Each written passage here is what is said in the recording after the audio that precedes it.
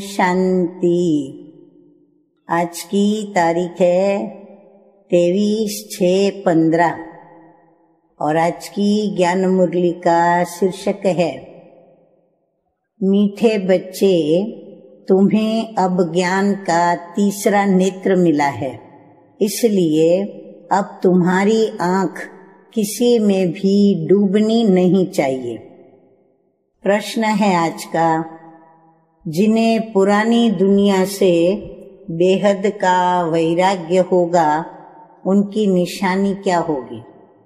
उत्तर, वो अपना सब कुछ बाप को अर्पण कर देंगे, क्योंकि जिसको वैराग्य आता है उसको कुछ भी एक तो अच्छा नहीं लगता, दूसरा जो कुछ भी है उसके पास वो सब कुछ अर्पण कर देगा, क्योंकि उसका किसी भी चीज में, व्यक्ति में, वस्तु में मोह नहीं होता, आकर्षण नहीं होती। तो इसीलिए वो सब कुछ बाप को अर्पण कर देंगे कि हमारा कुछ भी नहीं, बाबा हमारी यह देह भी नहीं, यह तो पुरानी देह है, इनको भी छोड़ना है। उनका मोह सबसे टूटता जाएगा, नष्टो मोहा होंगे और उनकी बुद्धि में रहता है कि यहाँ का कुछ भी काम नहीं आना है, क्योंकि ये सब हद का है। मुरली की शुरुआत ओम शांति। बाप दादा कहते हैं कि बाप बच्चों को ब्रह्मांड और सृष्टि चक्र के आदि, मध्य और अंत का ज्ञान सुना रहे हैं। ब्रह्मांड अर्थात वो ब्रह्म तत्व जो व्यक्त सूर्य गण, तारा गण के भी उस पार है, जिसको हम बच्चे परम धाम, शांति धाम, निर्वाण धाम आदि आदि नाम से जानते हैं, जहाँ अंडाकार यानी शालिग्राम रूप में आत्माएं और परमपिता परमात्मा निवास करते हैं। तो बाप बच्चों को ब्रह्मांड और सृष्टि चक्र के आदि, मध्य, अंत का ज्ञान सुना रहे हैं, जो और कोई भी सुना नहीं सकते। एक गीता ही है जिसमें राजयोग का वर्णन है। भगवान आकर नर से नारायण बनाते हैं। स्वाभाविक है कि वो ऊंचे ते ऊंचा है, तो परमपिता परमात्मा ऊंचते ऊंच तो हमें भी ऊंचते ऊंच पद ही प्राप्त कराएंगे। और ऊंचते ऊंच पद मनुष्य सृष्टि में है, नर से नारायण और नारी से श्री लक्ष्मी बनना। तो बाबा आकर के हमें ये बनाते हैं। ये सिवाय गीता के और कोई भी शास्त्र में नहीं है, यह भी बाप ने बतलाया है। कहते हैं कि मैंने तुमको राजयोग सिखाया था, ये समझाया था कि ये ज्ञान कोई परंपरा नहीं चलता है। बाप आकर एक धर्म की स्थापना करते हैं, बाकी और सब धर्म विनाश हो जाते हैं। कोई भी शास्त्र आदि परंपरा नहीं चलते, और जो धर्म स्थापन करने आते हैं उस समय कोई विनाश भी नहीं होता, जो सब खलास भी हो जाए। तो भक्ति मार्ग के शास्त्र पढ़ते ही आते हैं। इनका यानी ब्राह्मण धर्म का भले शास्त्र है गीता, परंतु वह भी भक्ति मार्ग में ही बनाते हैं, क्योंकि सतयुग में तो कोई शास्त्र रहता ही नहीं और धर्मों के सिवाय विनाश तो होता ही नहीं। पुरानी दुनिया खत्म नहीं होती, जो फिर नहीं हो वही चलती आती है। अभी तुम बच्चे समझते हो कि ये पुरानी दुनिया खत्म होनी है और हमको बाप पढ़ा रहे हैं, और गायन भी एक गीता का ही है। गीता जयंती भी मनाते हैं, वेद जयंती तो है नहीं। भगवान एक है तो एक की ही जयंती मनानी चाहिए, बाकी है रचना। तो उनसे कुछ मिल नहीं सकता। बाप से ही वर्षा मिलता है, चाचा काका आदि से कोई वर्षा नहीं मिलता। अभी ये है तुम्हारा बेहद का बाप, बेहद का ज्ञान देने वाला। अब ये कोई शास्त्र नहीं सुनाते हैं। तो बाप कहते हैं कि ये सब भक्ति मार्ग के शास्त्र हैं और मैं तुमको इन सब का सार समझाता हूँ। शास्त्र कोई पढ़ाई नहीं, पढ़ाई से तो पद प्राप्त होता है। तो ये पढ़ाई बाप पढ़ा रहे हैं बच्चों को। तो भगवानुवाच बच्चों प्रति फिर 5000 वर्ष के बाद भी ऐसा ही होगा। तो बच्चे जानते हैं कि हम बाप से रचता और रचना के आदि मध्य अंत को जान गए हैं। ये कोई और तो समझा भी न सके सिवाय बाप के। तो इस मुख कमल से सुनाते हैं। कौन से मुख कमल से? ब्रह्मा के मुख कमल से सुनाते हैं। ये भगवान का लोन लिया हुआ मुख है ना। हाँ, बाबा कहते मैंने ब्रह्मा का ये लोन लिया है, जिसको फिर गौ मुख भी कहते हैं। बड़ी माता है ना, इनके मुख से ज्ञान के वर्षंस निकलते हैं, न कि जल आदि। भक्ति मार्ग में फिर गौ मुख से जल दिखा दिया है। अभी तुम बच्चे समझते हो कि भक्ति मार्ग में क्या क्या करते हैं, कितना दूर गौमुख आदि पर जाते हैं पानी पीने। अभी तुम मनुष्य से देवता बन रहे हो। ये तो जानते हो कि बाप कल्प कल्प आकर मनुष्य से देवता बनाने के लिए पढ़ाते हैं। और देखते हो कैसे पढ़ा रहे हैं। तुम सबको ये बतलाते हो कि भगवान हमें पढ़ा रहे हैं और कहते हैं कि माम एकम याद करो तो तुम्हारे विकर्म विनाश हो जाए। तुम जानते हो कि सतयुग में थोड़े मनुष्य होते हैं और कलह युग में कितने ढेर मनुष्य हैं। तो बाप आकर के आदि सनातन देवी देवता धर्म की स्थापना करते हैं और हम मनुष्य से देवता बन रहे हैं। मनुष्य से देवता बनने वाले बच्चों में क्या दिखाई देंगे? बाबा कहते हैं कि दैवी गुण दिखाई देंगे। उनमें क्रोध का अंश भी नहीं होगा। अगर कभी क्रोध आ गया तो झट बाप को लिखेंगे कि बाबा आज हमसे ये भूल हो गई, हमने क्रोध कर लिया, विकर्म कर लिया। तो बाप से तुम्हारा कितना कनेक्शन है? बाबा क्षमा करना। बाप कहेंगे क्षमा आदि होती नहीं, बाकी आगे के लिए ऐसी भूल नहीं करना। हाँ, बाबा कहते हैं क्षमा मांगते हैं, परंतु कर्म के कायदे के मुताबिक जो कर्म कर लिया उसकी जो सजा निश्चित होती है वो तो भुगतनी ही पड़ती है। परंतु बाबा को बता देने से वो आधी माफ होती है। परंतु बाबा हम बच्चों को इसलिए ये बात बताते हैं कि क्षमा आदि होती नहीं, क्योंकि नहीं तो हम बच्चे बहुत अलवेलेपन में आकर के वही भूल को रिपीट करेंगे। इसीलिए बाबा कहते हैं कि फिर से आगे ऐसी भूल नहीं करना। टीचर कोई क्षमा नहीं करते हैं। तो बाबा पढ़ाई के हिसाब से भी कहते हैं कि टीचर का काम है पढ़ाना। भूलें करें और क्षमा मांगें तो टीचर कोई क्षमा नहीं करते हैं।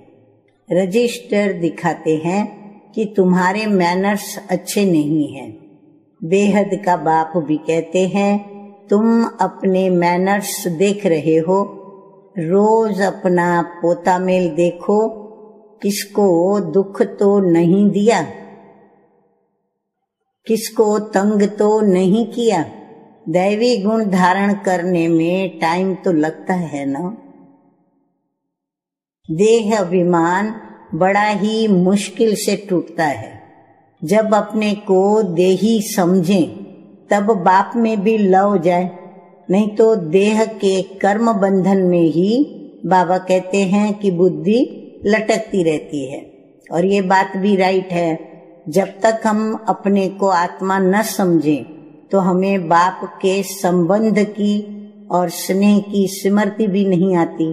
और इसीलिए हम जब स्वयं को देही समझते हैं तो झट बाप का संबंध भी याद आता है और संबंध का स्नेह भी दिल के अंदर होता है। और उस संबंध और स्नेह से फिर हम बाप को याद करते हैं तो हमारे विकर्मों का भी विनाश होता है।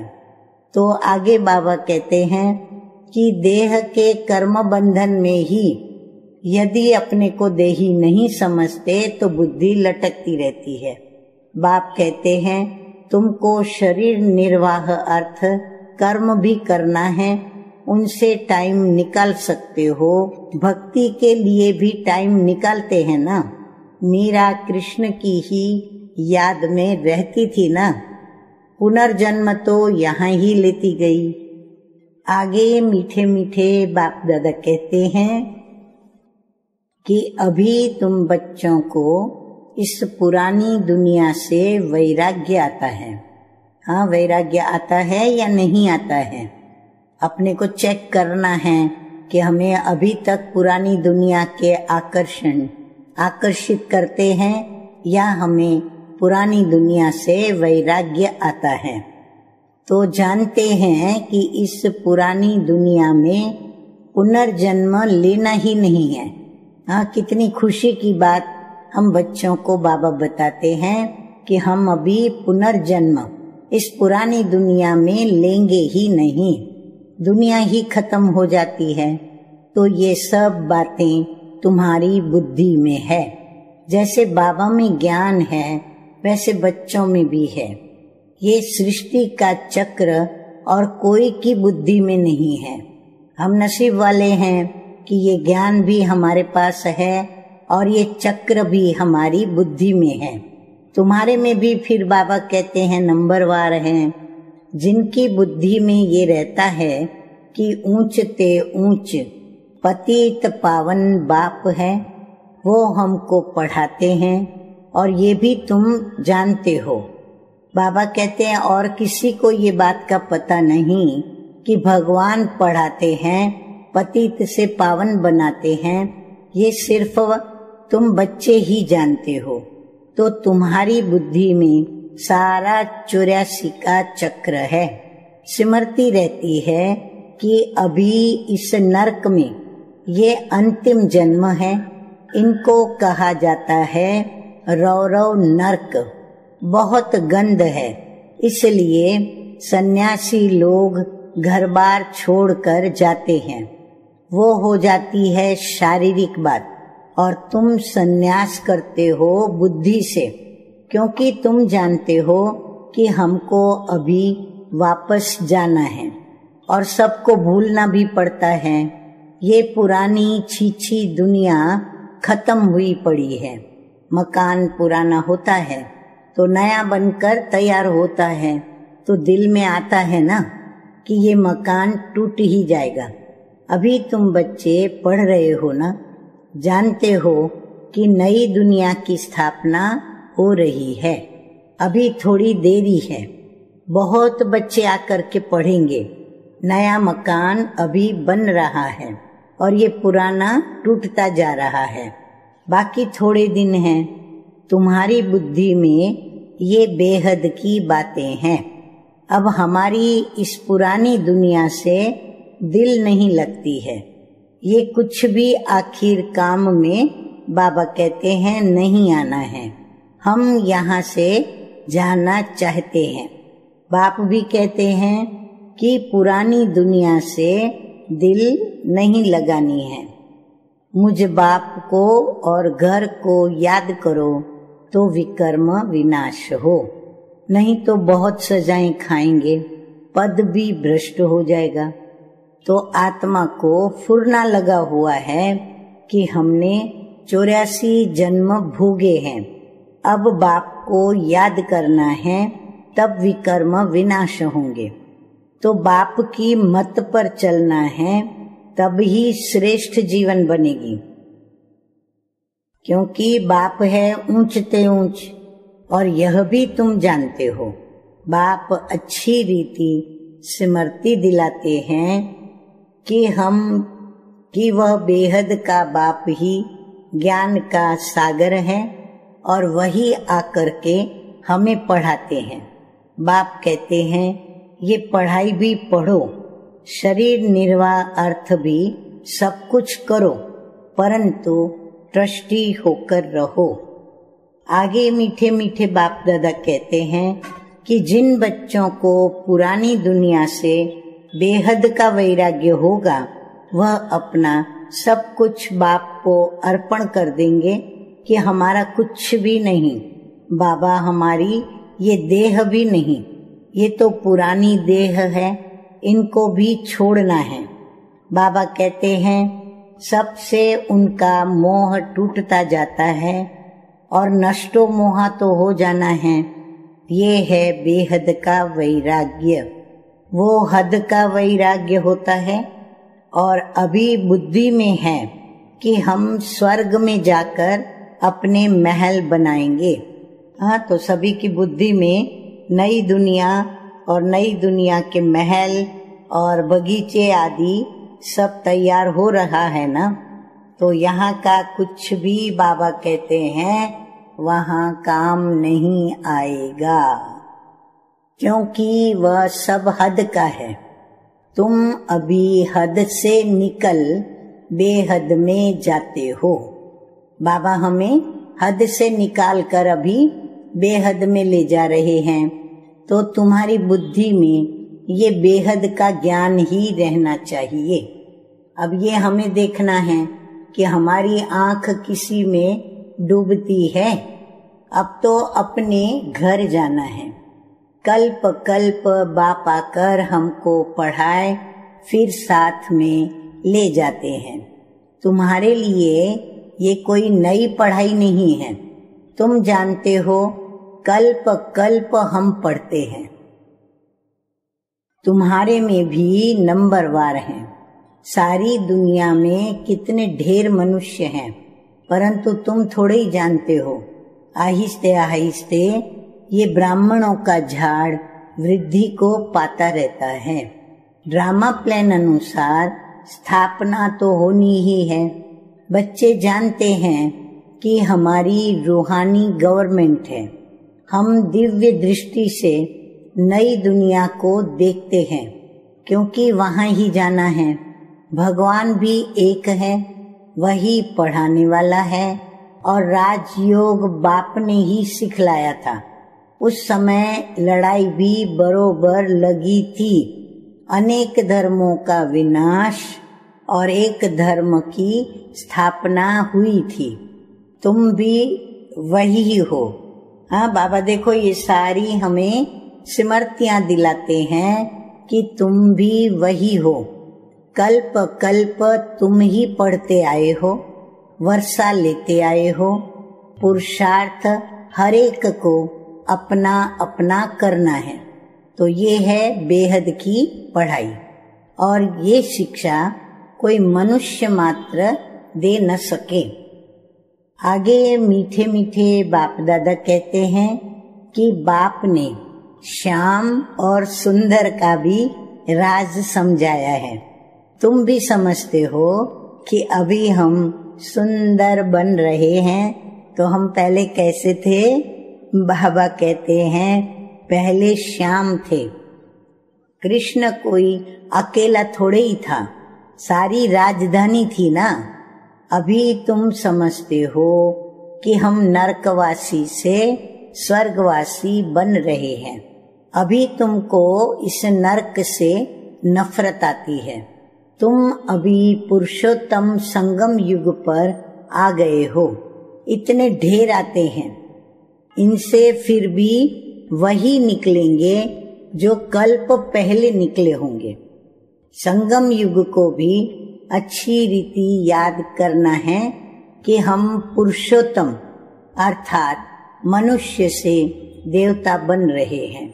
मनुष्य तो ये भी नहीं समझते हैं कि नरक क्या है और स्वर्ग क्या है। कहते हैं सब कुछ यहाँ ही है, जो सुखी हैं वो स्वर्ग में हैं और जो दुखी हैं वो नरक में हैं। तो अनेक मत है ना, एक घर में भी अनेक मतें हो जाती हैं। बच्चों आदि में मोह की रग है, वो टूटती नहीं। मोहवश कुछ समझते थोड़े ही हैं कि हम कैसे रहते हैं। पूछते हैं बच्चे की शादी कराएं। अब बाबा से कई बच्चे राय लेते हैं कि बच्चे की शादी कराएं, परंतु बच्चों को यह भी लॉ नियम समझाया जाता है कि तुम स्वर्गवासी होने के लिए एक तरफ नॉलेज ले रहे हो, दूसरी तरफ पूछते हो उनको नरक में डालें। पूछते हो तो बाबा कहेंगे कि जाकर करो।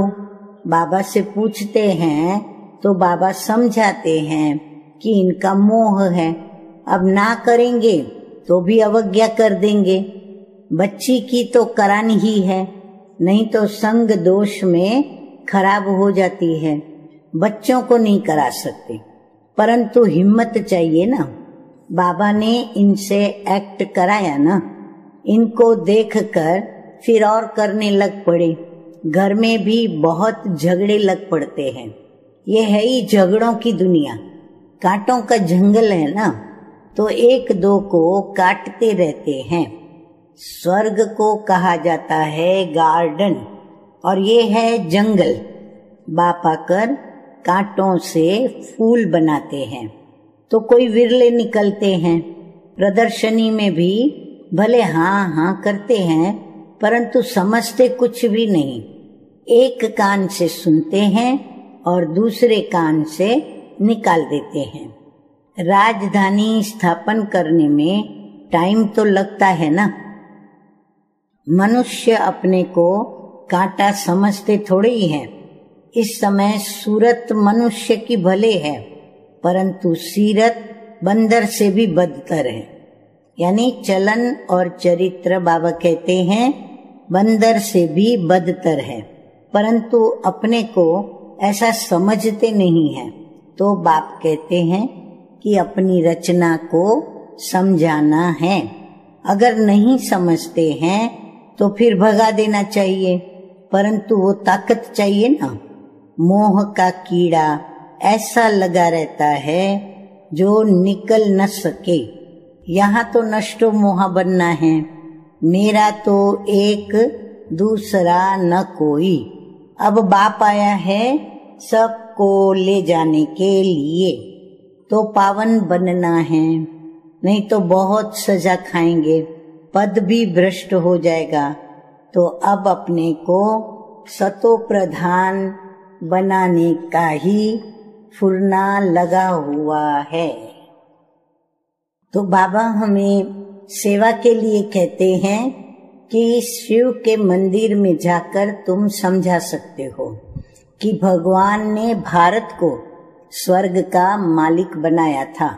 अब वो फिर से बना रहे हैं और कहते हैं सिर्फ माम एकम याद करो, यानी एक शिव पिता परमात्मा को ही याद करो। अच्छा, मीठे मीठे सिकिलधे बच्चों प्रति मात पिता बाप दादा का याद प्यार और गुड मॉर्निंग। रूहानी बाप की रूहानी बच्चों को नमस्ते। हम रूहानी बच्चों की रूहानी बाप दादा को याद प्यार गुड मॉर्निंग और नमस्ते नमस्ते। धारणा के लिए मुख्य सार की 2 बातें। नंबर 1 है इस पुरानी दुनिया से बेहद का वैरागी बन अपना सब कुछ अर्पण कर देना है। किसको अर्पण कर देना है? बाप के आगे, ईश्वर के आगे अर्पण कर देना है कि हमारा कुछ भी नहीं, ये देह भी हमारी नहीं। इनसे मोह तोड़, बाबा कहते हैं नष्टो मोहा बनना है। नंबर 2 है, कभी भी ऐसी कोई भूल नहीं करनी है जो रजिस्टर पर दाग लग जाए। सर्वदैवी गुण धारण करने हैं, अंदर क्रोध का जरा भी अंश न हो। वरदान है आज का। मीठे मीठे सतगुरु बाबा कहते हैं कि साकार बाप को फॉलो कर नंबर 1 लेने वाले संपूर्ण फरिश्ता भव। नंबर 1 आने का सहज साधन है, जो नंबर 1 ब्रह्मा बाप है उससे ही 1 को देखो। हाँ, यीशु बाबा हम बच्चों से कह रहे हैं कि जो नंबर 1 ब्रह्मा बाप है उसी 1 को देखो। अनेकों को देखने के बजाय एक को देखो और एक को फॉलो करो। हम सो फरिश्ता का मंत्र पक्का कर लो तो अंतर मिट जाएगा। फिर साइंस का यंत्र अपना काम शुरू करेगा और आप संपूर्ण फरिश्ते देवता बन नई दुनिया में अवतरित होंगे। तो संपूर्ण फरिश्ता बनना अर्थात साकार बाप को फॉलो करना। स्लोगन है आज का, मनन करने से जो खुशी रूपी मक्खन निकलता है, मनन करने से जो खुशी रूपी मक्खन निकलता है वही जीवन को शक्तिशाली बनाता है। अच्छा, ओम शांति।